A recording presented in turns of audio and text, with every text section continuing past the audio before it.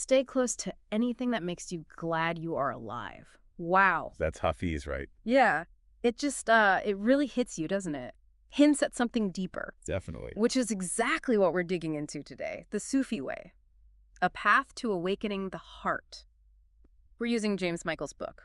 Ah, okay. And it's really written for anyone curious about Sufism, wherever you are on your own path. That's a great starting point. No prior expertise needed. Exactly. And what's interesting is the author, he isn't coming at this like a Sufi master. Oh, No, he's more like someone who's explored different spiritual traditions and just wants to share his appreciation for Sufism. I like that approach. It feels very inviting, Yeah. like a knowledgeable friend saying, hey, check this out. Totally. It makes it less intimidating if you're thinking, is this some really obscure, difficult thing? Right. He's welcoming us in as, well, fellow seekers. So our mission for this deep dive, let's try to get a solid foundational sense of Sufism, especially its contemplative side, that inner journey. Get a feel for its essence. Yeah, it's aroma and flavor, as the author puts it so nicely. See if it clicks with that part of you interested in deeper meaning or, mystical stuff. Okay. We'll cover the history, the core teachings, practices like meditation, remembrance, Dhikr and Muraqaba. right, and art, the saints, ethics, how it connects to other traditions, and maybe why it still feels relevant today. Sounds comprehensive. Okay, let's dive in. Sufism, what exactly is it? Well, fundamentally, people often describe Sufism as the mystical heart of Islam. The heart. Yeah. It's really focused on getting a direct personal experience of the divine, aiming for union. Through love. Through love, absolutely. Yeah. And inner transformation. What's really striking, I think, is that while it grew within Islam, Uh-huh. its core ideas, like purifying the soul, constantly remembering God, they speak to something really universal, a human longing. The book mentions this term, tasawwuf. What's the story there? Right, tasawwuf. Think of that as the active process, the essence of the Sufi path itself. It's about purifying the soul to get closer to the divine. It's not just about, going through the motions of rituals or analyzing texts intellectually. It's hands-on. Exactly. Wow. Experiential. Things like Muraqaba, that's a deep meditative practice. Dhikr, the remembrance. Sama, listening to music and poetry as spiritual practice. Mm. The goal, to move past the ego, really, Yeah. and feel the divine in every moment, every breath.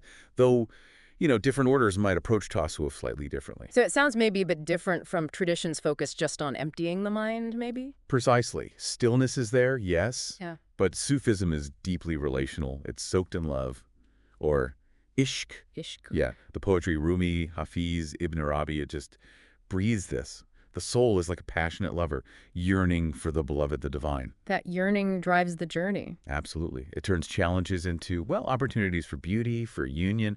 So it's not about pulling away from the world. Uh-huh. No, it's about diving into it, but with a heart awakened by that divine love. The book also says understanding isn't just intellectual knowledge, but this thing called taste doc. That's intriguing. It is, isn't it, Doc? It points to a direct, felt understanding, an experiential knowing. You can't just read about it. Not fully. You have to sort of savor it yourself. Yeah. Through practice, inner work. This book really is like an invitation to sample that aroma and flavor. Guiding you towards that connection. Yeah, with divine love and your own inner self, maybe that taste is what pulls so many different people towards it. Okay, so we have this focus on inner experience love, but where did it start? Let's trace the history a bit. Right. The roots go deep, all the way back to the earliest days of Islam. Really? Yeah, even then you had these deeply devout people seeking a closer connection to God. Early mystics, often living quite simply, focusing on spiritual purity. Like letting go of worldly things. Exactly. Intense prayer, contemplation. Figures like Hassan al-Basri, and especially Rabia al-Adawiyya. Rabia, she focused on love, not fear, right? Precisely. A love for God beyond wanting paradise or fearing hell. Yeah. Pure love. And the book connects this back to the Quran and the Prophet Muhammad himself. Sufis definitely see the Quran and the Prophet's life as foundational. They point to his deep inner devotion, his constant remembrance of God. As the prime example. Yes. And many view the Prophet's night journey, the Isra and Miraj, as this incredibly powerful mystical experience, a symbol of the soul's potential climb towards God. Like saying, see, it's possible. Then later, these structured orders, the tariqas, started appearing. How did that happen? Well, by the 9th, 10th centuries, Sufism started shifting from mostly individual practice to more organized paths, with guides, master sheiks. So structure emerged. Right. The tariqas offered a framework, communities for spiritual training under a sheikh's guidance, specific practices like dhikr, meditation, ethics. It provided support. A roadmap, maybe. Kinda, yeah. And community on what can be a very personal path. The book lists several orders. Can you give us a quick flavor of some main ones? Sure. The Qadiri order, one of the oldest, very widespread, founded by Abdul Qadir Jilani, they stress following Islamic law alongside the mystical practice. Right. Then there's the Naqshbandi. They're known more for silent meditation, mindfulness in daily life, integrating spirituality right into everyday stuff. Silent meditation, interesting. Yeah. And the Mevlevi, famous for the whirling dervishes, of course, followers of Rumi, big emphasis on divine love, unity. And the Shishti order. Very influential, especially in South Asia. Known for love, poetry, selfless service. Using music sama is key for them. There are others too, Suhrawardi, Shadili. Right, each with slightly different nuances. The Suhrawardi and Shadili, also important. The Qadiri might focus more on Sharia as the base, while the Chishti are known for more ecstatic practices like sama and being very inclusive. And these towering figures shaped everything. Al-Ghazali, Ibn Arabi, Rumi. Absolutely pivotal. Al-Ghazali, for instance, he did so much to connect Orthodox Islamic thought with Sufi mysticism, made it more acceptable. Bridged the gap. Exactly. Ibn Arabi gave us Wadat al-Wujud, that profound idea of the unity of being, oneness. And Rumi. Rumi, well, his poetry, the Mathnawi, it's just timeless mystical literature, still inspires so many. We shouldn't forget Rabia either. Never. Her radical emphasis on pure selfless love. And Mansur al-Hallaj. The controversial one. Yes. His I am the truth, Ana al-Haq, speaks to that intense mystical union, Fana, though it led to his execution, a powerful, complex figure. Wow. It's amazing how these figures carved the path. And the book says Sufism isn't just history, it's alive now. Very much so. Despite challenges in some places, it's vibrant. The old orders continue. Rumi's poetry is huge globally, especially in the West. And you have contemporary teachers weaving these ancient ways into modern spirituality. It's a living tradition, still evolving. Okay, so we have the history. Now let's get deeper into the core of the path of the Sufi. Key teachings, philosophy. Right. A central idea is tasawwuf, which we mentioned, spiritual purification. The woolen garments link. Yeah, that's part of the origin story, symbolizing humility, detachment. Yeah. But deeper, it's about cleaning the heart of the ego, the nafs. The nafs again. Right, the lower self. It's about stripping away layers that hide our true divine nature, getting aligned with God's presence. And there are steps to this purification. Yes, the book outlines some key parts. Tazkiyah al-nafs, purifying the self, actively working against selfish desires, cultivating virtues. Okay. Then mujahada, the inner struggle against the ego, self-discipline, weakening the grip of that lower self. The struggle. It is. And finally, Ihsan, spiritual excellence, worshiping God as if you see him. It's rooted in the Prophet's teachings. It's an ongoing inner work. We keep coming back to love. It seems foundational. It absolutely is. Sufism is the path of love, ishqi. The goal is this intimate, profound relationship with the divine. Not just an emotion. No, it's deeper. Recognizing all creation as God's love. Yeah. And the soul's yearning to return to its source. How does that show up? In devotion, dhikr, prayer, meditation, but also beautifully in poetry and music, which we'll get to. It's about transforming the heart into a vessel for grace. The book also stresses the sheikh, the guide. Really important. Absolutely vital. The relationship between the disciple, the murid, and the sheikh, or peer. A mentor. More than just a teacher. A living embodiment of wisdom. Guiding the seeker personally. Offering specific practices. Transmitting baraka, Al-Raqqa. spiritual blessing. It flows through the lineage back to the prophet. It's a deep bond built on trust, fostering humility. Then there are these powerful concepts, fana and baka. Can you unpack those? Right. Central to self-transcendence in Sufism. Fana is annihilation of the self, dissolving the ego, that limited I. Silencing the inner chatter. Kind of. Making space for a direct experience of reality of the divine presence. It's often called death before death. And baka? Baka follows Fana. The individual, now free of ego, returns to the world transformed, living in harmony with divine will. Acting as a channel. Yes. For divine wisdom, compassion, living a life infused with divine consciousness, dedicated to service. Those sound like incredibly profound states. A real transformation. It truly is. The Sufi path, as the book shows, isn't just theory, it's lived. A constant journey from self-purification towards divine union, driven by love, devotion, guided by a mentor, and ultimately transcending the ego. Sufism is so rich, so varied. No wonder there are different orders. We touched on some, but let's look closer at how they work and what makes them distinct. Right. The goal getting closer to the divine is the same, but the tariqas, the orders, offer specific paths, lineages, unique practices, interpretations passed down. Like different maps for the same territory. That's a good way to put it. They provide a roadmap and a support system. Let's revisit those major orders again, get a better feel for them. Okay.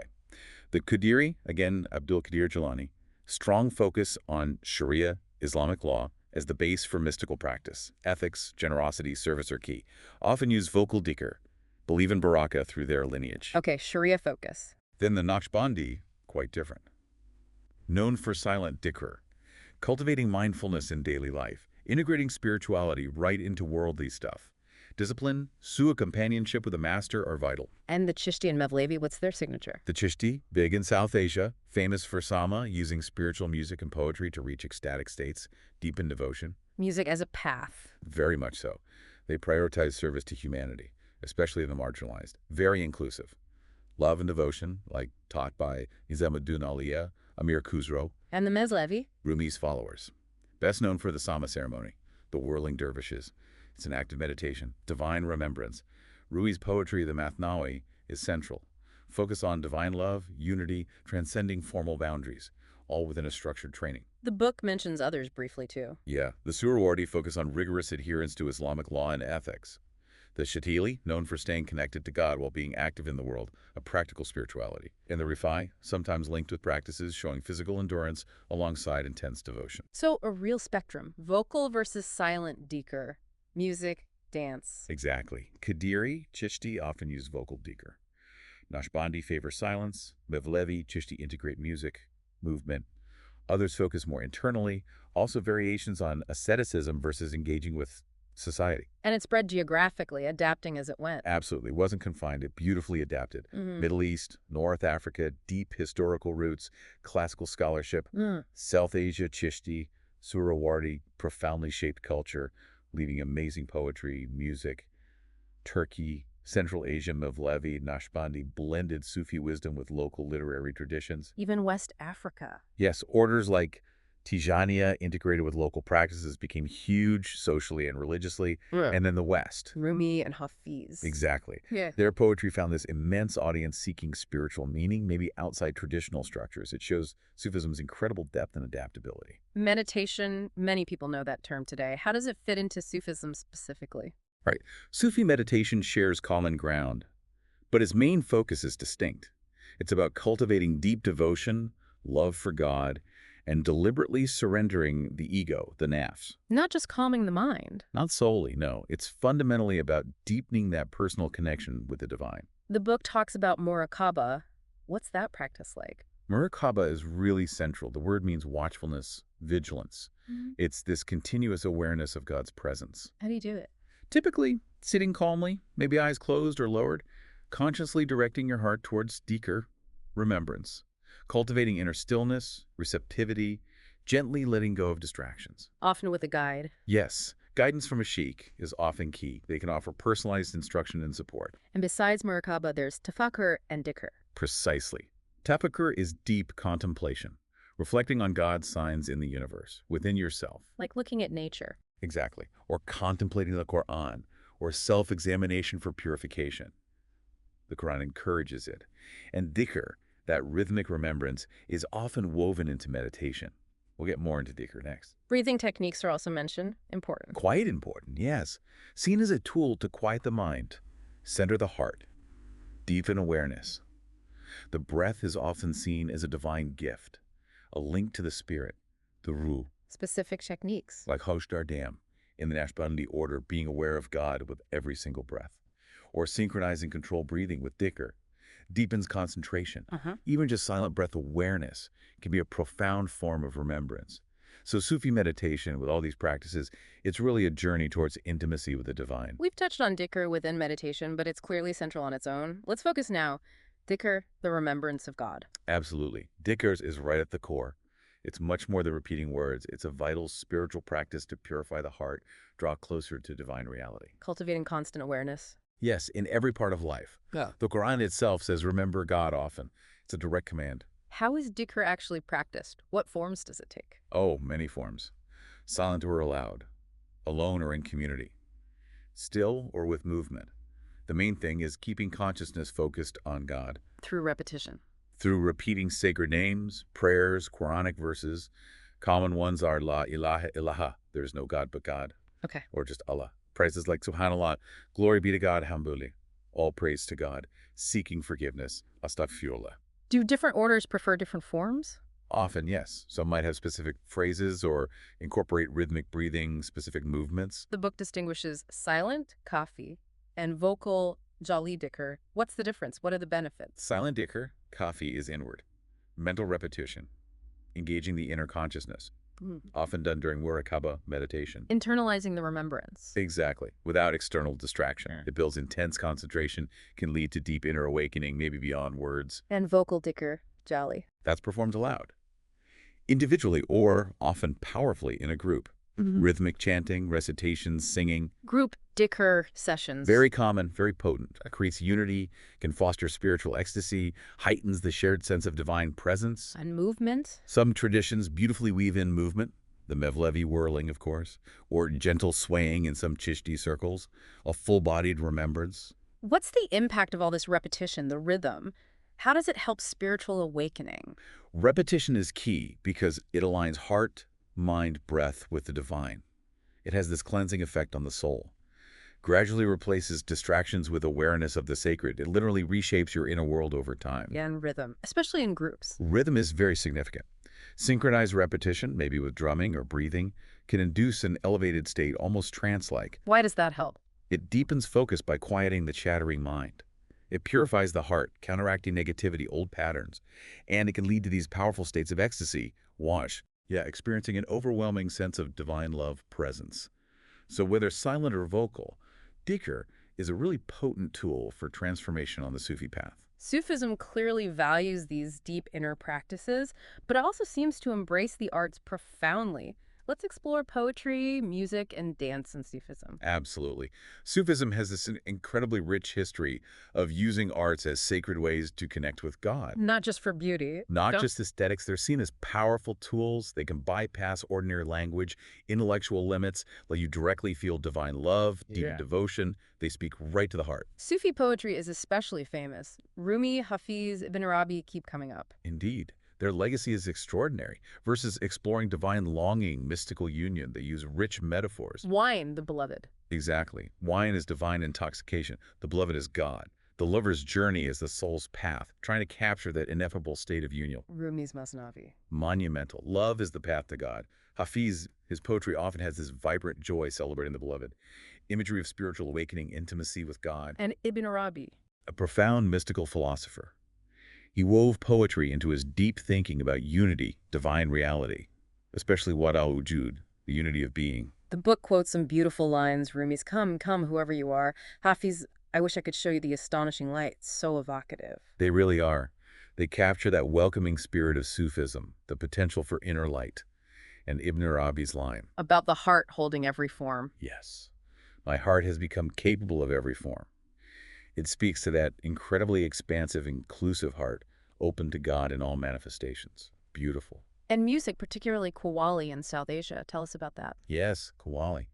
Deeply devotional music tied closely to Sufis there, especially the Chishti order. It's a form of sama, spiritual listening. Kalma again. Right. The music aims to transport listeners into divine remembrance, even ecstasy. The performances by skilled ensembles are incredibly powerful. Intense vocals, rhythmic clapping, the harmonium sound. What are the lyrics about? Almost always based on Sufi poetry. Praising God, expressing the soul's deep yearning. Nusrat Fateh Ali Khan brought it to the world stage, really. Showed music's power to connect earthly and spiritual. Now we have to talk about the Mevlevi whirling dervishes. Absolutely. Rumi's followers. Best known for the Sama ceremony, the whirling meditation. It's far more than dance. A sacred ritual. Yes. Representing the soul's journey to union with God. The dervishes whirl rhythmically, seeming lost and surrendered to the divine. How does the ceremony work? It's structured. Starts with Quran, poetry recitation, then the sound of the ney, the reed flute haunting, evocative. The whirling itself is full of symbolism, representing the cosmos moving, the annihilation of ego, fana, embracing divine love.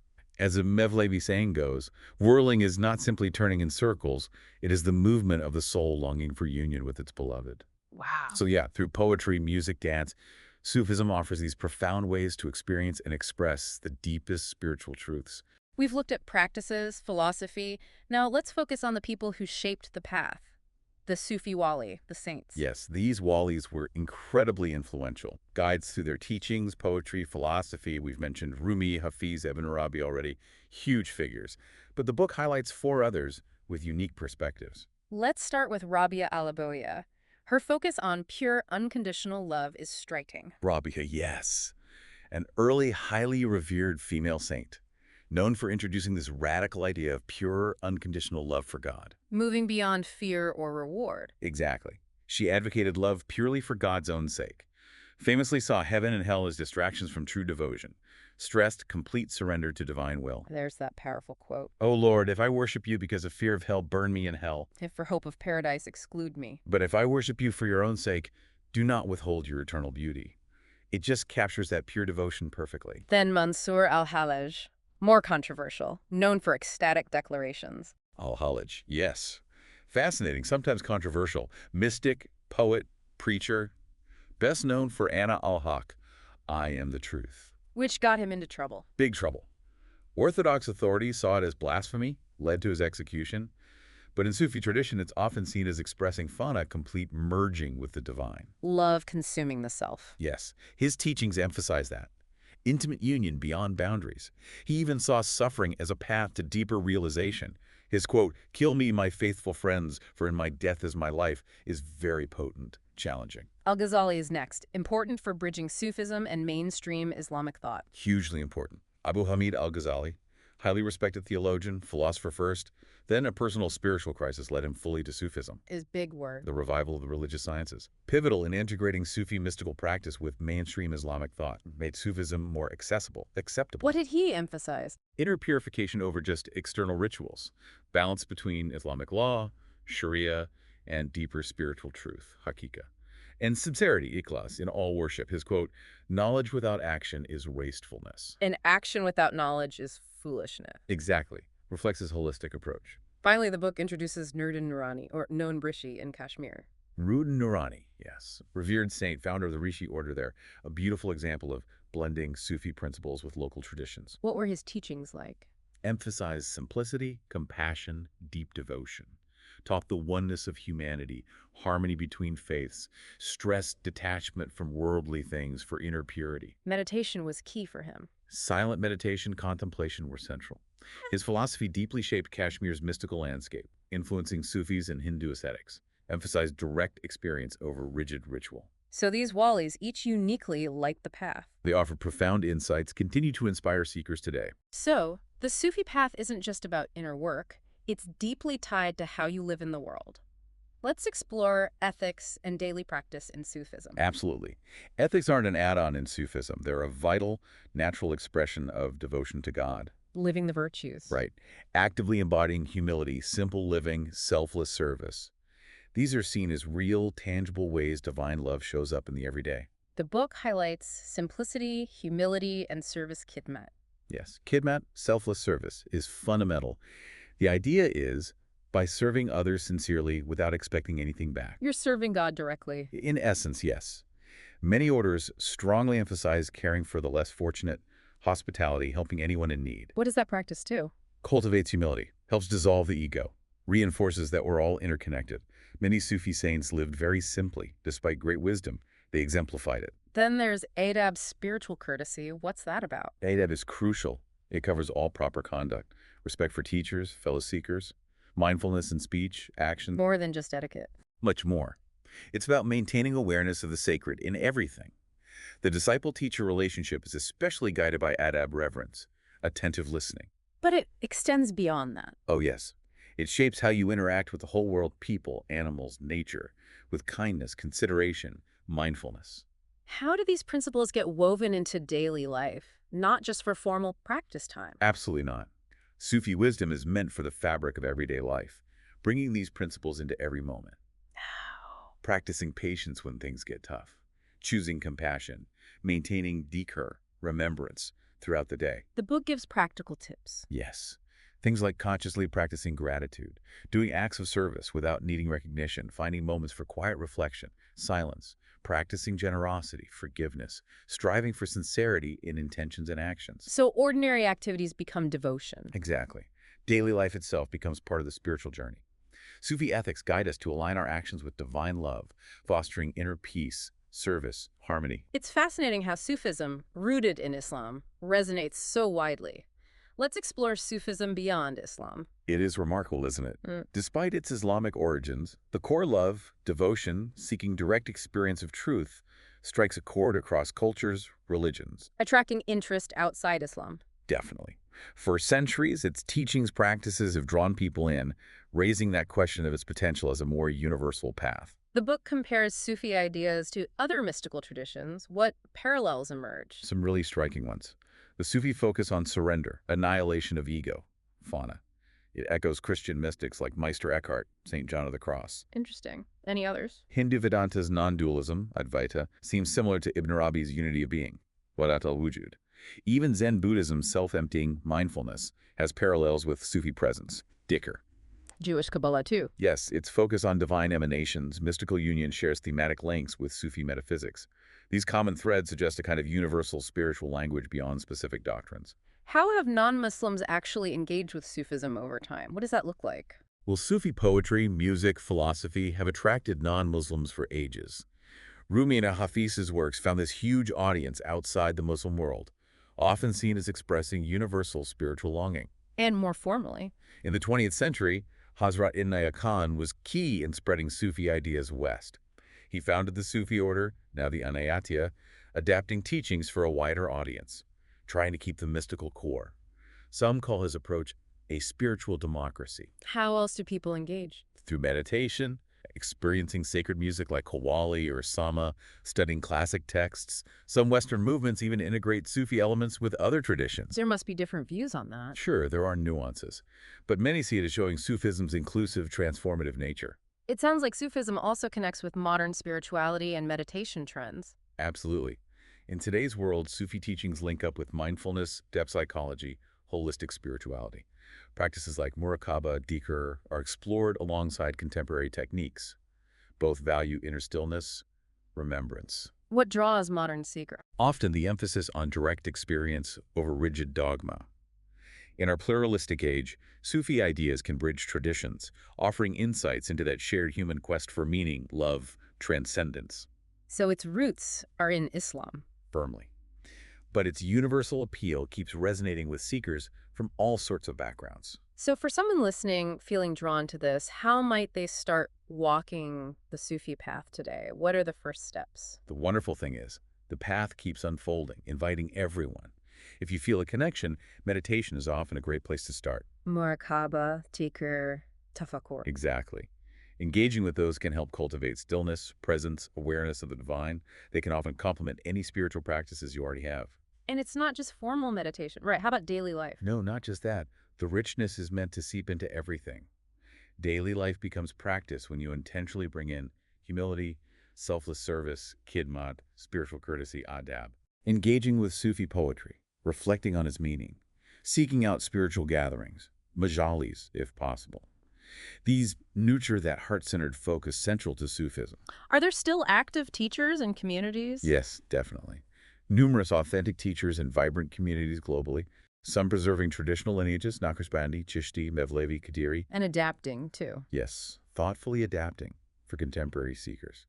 In the West, figures like Llewellyn Vaughan-Lee, Kabir Hominsky, Sheikh Hamza Yusuf have brought Sufi perspectives to wider audiences. And online resources. Yes, online platforms, retreats, interfaith dialogues make Sufi wisdom more accessible than ever, even without a local center. Are there challenges for Sufism today? Sure, some unique ones. Within some Muslim contexts, unfortunately, it's faced misunderstanding or marginalization sometimes. And outside Islam? There's a risk of taking practices out of context, maybe spiritual appropriation, without understanding the deep roots. Modern life itself. Yeah, the fast-paced consumerism, digital distractions make it harder to cultivate the deep focus Sufism needs. So walking the path today takes intention, discipline, maybe community support. It requires commitment. It does, but as Rumi said, try to become the light. in the darkness, be a lantern. The path and its potential for awakening remains open for those who sincerely seek it. This has been such a rich, fascinating deep dive into Sufism's heart. Just to recap some key takeaways for you, the learner. We've seen Sufism as this path of love, remembrance, aiming for direct experience of reality. Rooted in transformation. We traced its history, looked at core ideas like self-transcendence, fana, baka, the guide's role. We explored meditation, Dhikr, and the vital role of arts, poetry, music, dance, especially through figures like Rumi, Hafiz, Ibn Arabi. Art as a vehicle for divine love. We touched on inspiring saints like Rabia and Al-Ghazali and how ethics, humility, simplicity, service are lived daily. And we considered its universal aspects, its relevance today. What's really striking is how it weaves that intense inner journey with meaningful outer engagement ethics art. Not escaping reality, but seeing it with an awakened heart. Exactly. So for you, the learner, maybe reflect what resonated most. The poetry, the meditation, the ethics, the universality. It really prompts the question, doesn't it? How can these ancient insights inform your search for meaning and connection right now in today's world?